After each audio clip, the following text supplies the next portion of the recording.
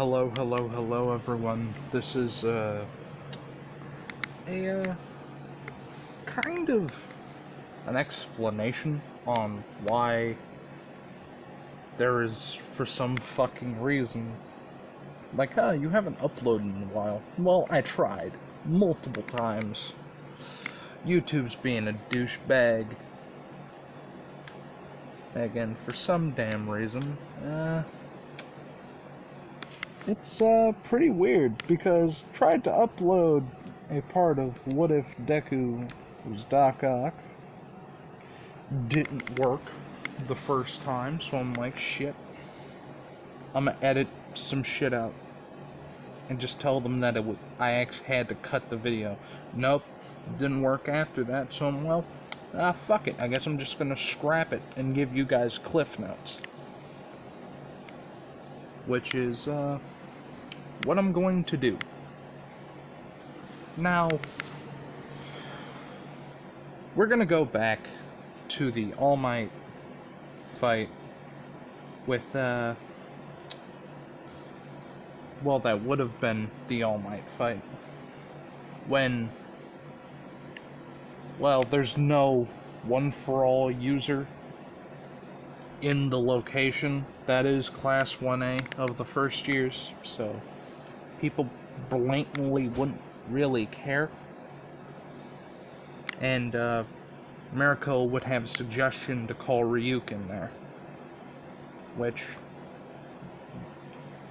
Ryuku relented a little bit, figured out about Izuku was in it, and was curious, like 90% of other people, on, how strong is this kid, and do I compare? Yes,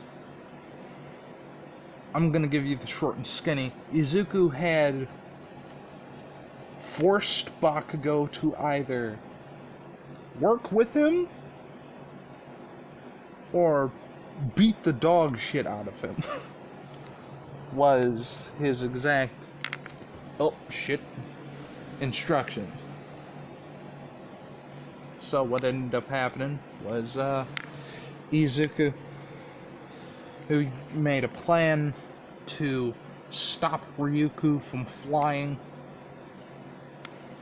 via them getting onto a rooftop, waiting for Ryuku to pass by, jumping on her back and pinning her wings, causing her to slam into the floor, and just go from there. Basically meaning attacking her eyes specifically, because she's already a dragon when they get out there, so like, okay, bring her down to the ground and go for her eyes. So like, they aren't like using like lasers and explosions on her fucking eyeballs, but like Izuku slamming his tentacles into her goddamn face, which causes her eyes to swell up, basically blinding her and causing her to get fucking raffle stomped into the floor. But yeah. Alright, we in a better place now. So yeah.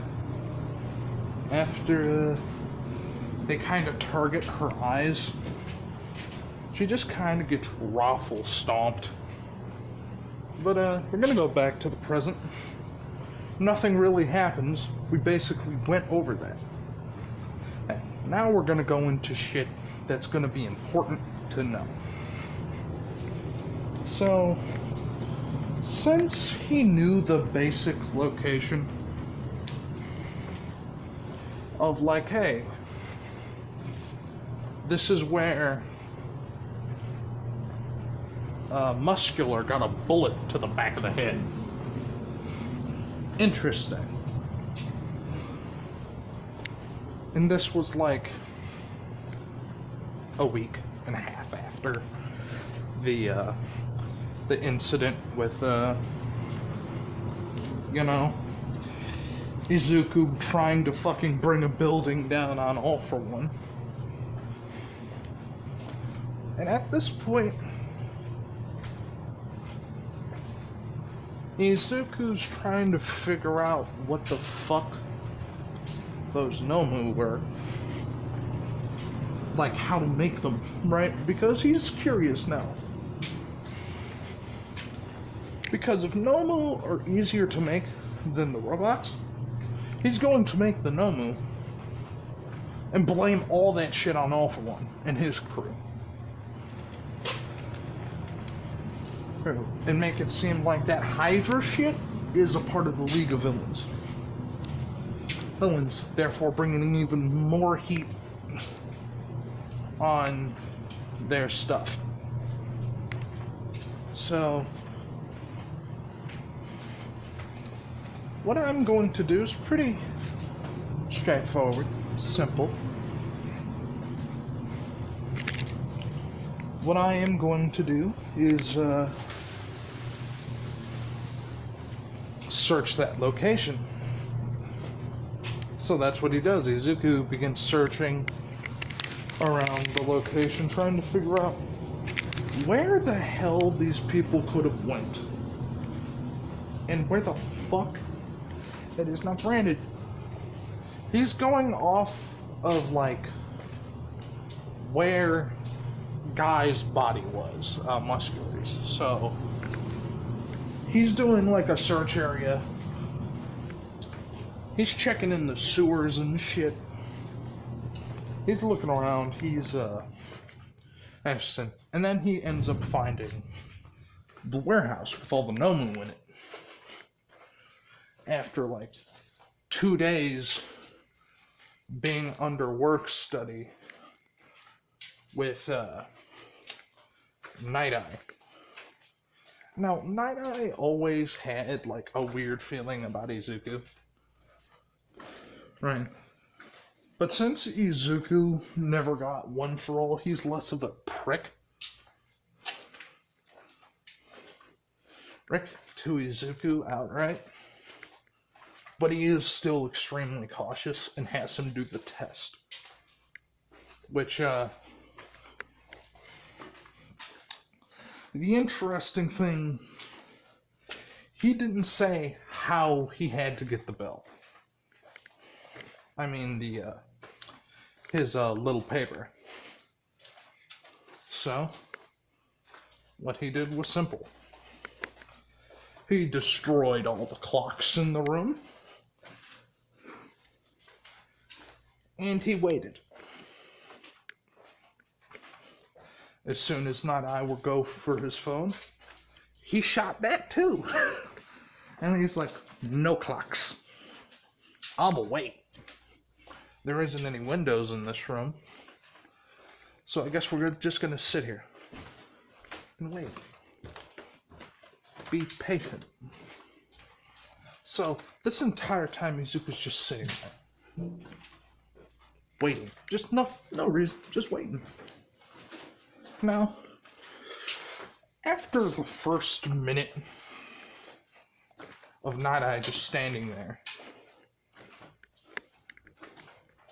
he's trying to, like, figure something out, because, like, after the first minute of him touching his finger, like, he realizes, oh, fuck, he's actually not going to do anything.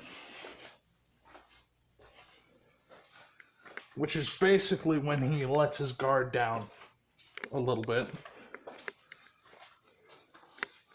But right before he could use his quirk again to see the future. Just like 2 seconds before he makes contact with his palm. One of the tentacles jut out. Now, stops short of his chest and fires a stream of electricity into Night Eye's chest, causing him to spasm and drop the paper, causing extreme amount of pain. He is not happy. Well, he didn't. There is one thing that he did not destroy: an All Might clock, because he realized as soon as it's like, oh fuck, that clock looks expensive. He's gonna be upset. And if I break that, I'ma just stand in front of it. There you go. Oh, he can't see past the clock no more. We're good. So, like, the entire time, he's just waiting. And after the, but anyway, we're gonna go back to the, god damn it, I am tired. I'm getting my stories fucked up today. After that, he basically grabs paper, signs it, gets into Night Eye's place. You know, shit you would expect. He does get a talking to from Night Eye about destroying all the clocks in the room. But Izuku says, you said when it rings. I had an infinite time limit. To be honest, I could have just waited. I could have just waited here for the entire night. And you would have let your guard down, like you did. And then I would have got your ass. Like I did. But, yeah.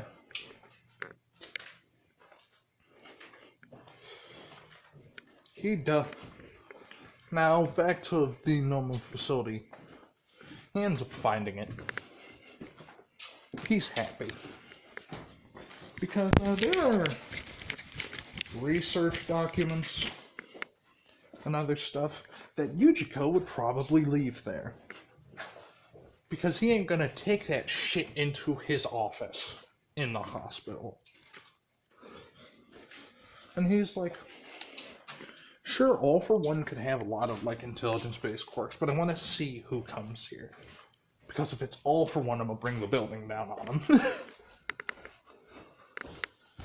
If it's not, however, I'm going to kidnap them and force them to teach me how to make a fucking Nomu.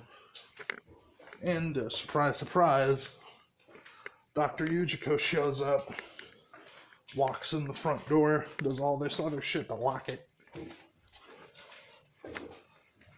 Like, goes in and starts working. After Yujiko seemingly is done,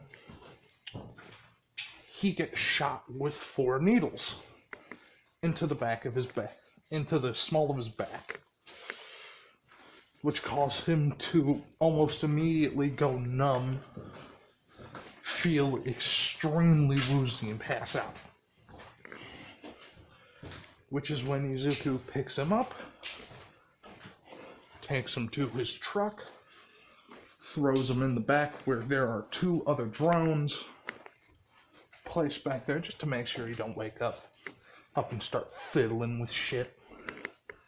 And Izuku proceeds to take one of those drones that were guarding him to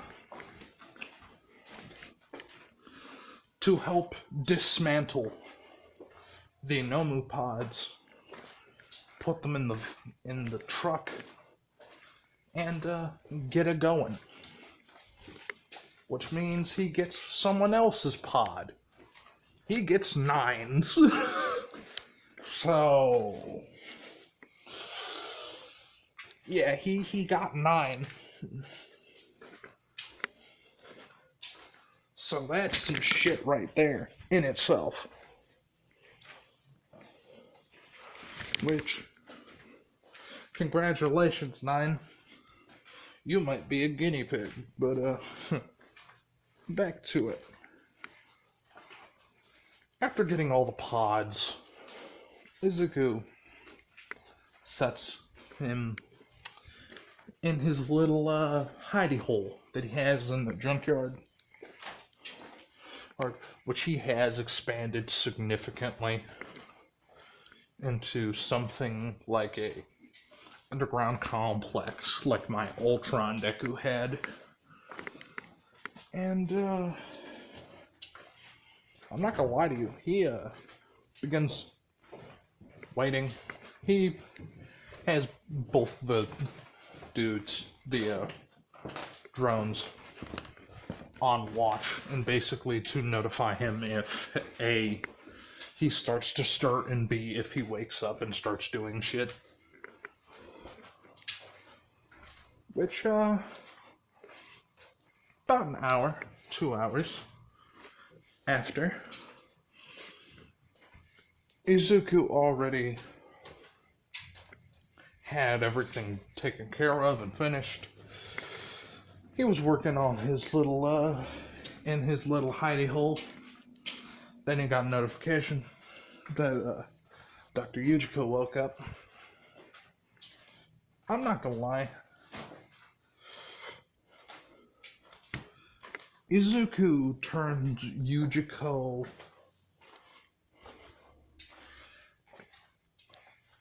cuts Yujiko a deal that he cannot say no to. Because Izuku did the equivalency of stuck a needle into the roof of his mouth, which then implanted a chip into the bone that is in between the roof of your mouth and like your brain, which was the equivalency of a bomb chip, which is you will either follow orders or die. So Izuku just kinda got Dr. Yujiko in the bag handedly, and forces Dr. Yujiko to explain the Nomu process. Granted, Izuku already knew it, but he wanted to see how loyal he was. After confirming that, yeah, no, he's a spineless coward,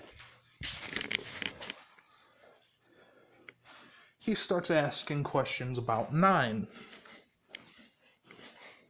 And they're talking and talking and talking. Nine is unconscious in the tube.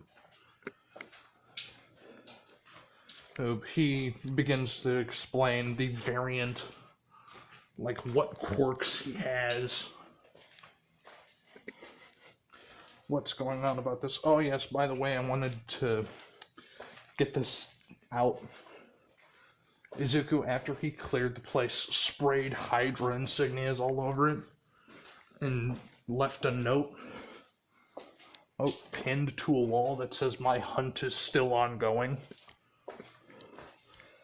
So when All For One, after healing himself with Ares' quirk, kind of just goes in looking for Dr. Yujiko and his new test subject 9, he's just like, where the fuck did they go? So, yeah, that's kind of even more fucking terrifying.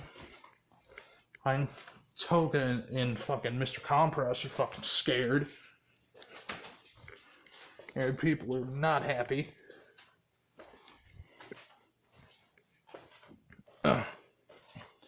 But once it comes down to it, and Dr. Yujiko, exhausted his usefulness to Deku, the robots choked him out, and they nailed him to a cross, as well as did something very interesting to where slight interruption, if he was taken off of the cross, he would die because of the bomb chip. Yep. Now, during this time, he has been doing nightly patrols, which was not okayed by anyone. Kinda technically not really vigilantism, but he ended up finding a warehouse that the Yakuza was working with. Dr. Yujiko did say, hey, he's working with the Yakuza now, which is technically the League now because we killed their boss. So, what ended up happening was,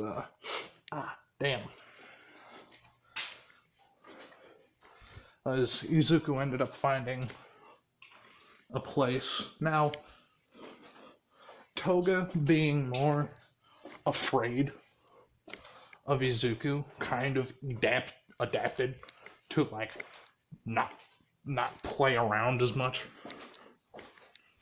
with her food. Like, dead ass, she's afraid of Izuku. Like, everyone is at this point. Except for, like, All For One. One which now he realizes, oh, Izuku is this, like, Hydra thing. So, yeah.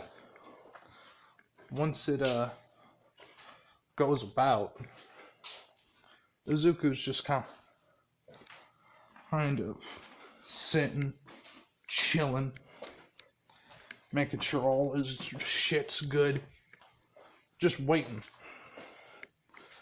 Because he plans on, as soon as Toga's by herself, to swap out Dr. Yujiko and Toga. Which does happen. Izuku sneaks into the building with Dr. Yujiko. Oh, still, might I add, on a cross into her office, shoots her multiple times with tranquilizers and numbing agents, and she goes down like a sack of potatoes. He leaves Dr. Yujiko there and walks out with a toga. So, yeah. And he did nail something to each one of his limbs, which when All For One has to like go figure out where the fuck Toga is now. Like, yes, like, she was in a warehouse, and they're getting, like, contact with everyone else that works in said warehouse, but Toga. She was like, okay, something ain't right here. I'm gonna go to her office. And, like, he teleports into her office. She ain't fucking there. So, she's confused. I mean, sorry, not she. He's confused. And he sees a fucking, like, Dr. Yujiko with no eyeballs, no ears, no teeth, no nails on his hands or feet, or tongue.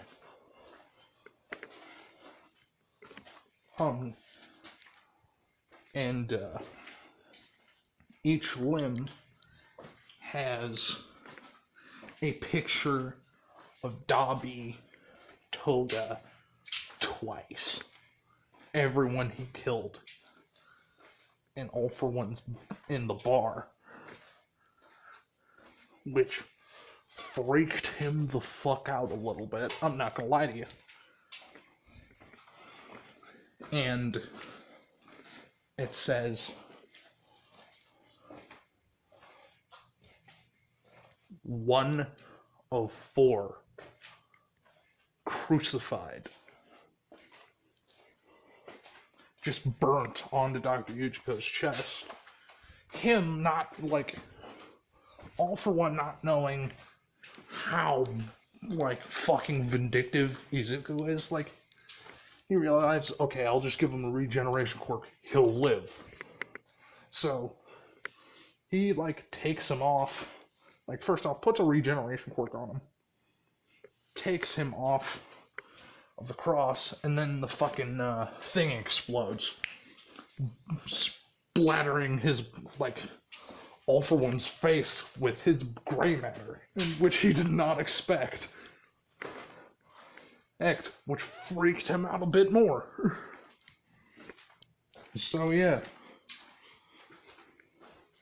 That was basically the upload that I tried 4 times, and YouTube was like, nah, can't have it. It's too long, apparently, and audio fucked up. So, yeah. That's what... This is part 10, so... Yeah. Have a nice day. All that good shit. Bye-bye.